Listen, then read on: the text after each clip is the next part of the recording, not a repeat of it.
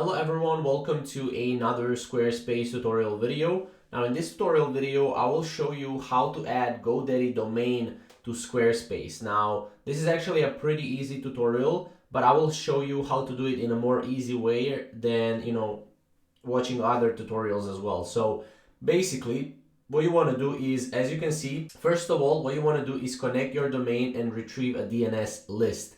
Now, if you go to your settings in your Squarespace, you can go here and use a domain I own or get a domain. So usually we're going to go with use domain I own. So what you want to do is you want to click on that. But before that, you want to go and you want to log into GoDaddy.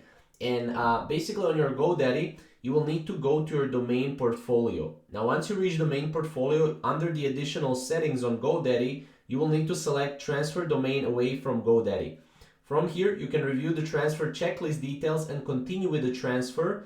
And keep in mind that domain privacy needs to be turned off while you're transferring the domain. And you will need to click on authorization code. Now, with that code that you get on GoDaddy, what you'll need to do is you'll need to open your domain panel in Squarespace. If you have multiple Squarespace sites, select the right one first. Click use domain I own. So this is what you want to click, use domain I own. And then you need to enter the domain name and click transfer. From here, you will need to enter the authorization code that GoDaddy previously gave you.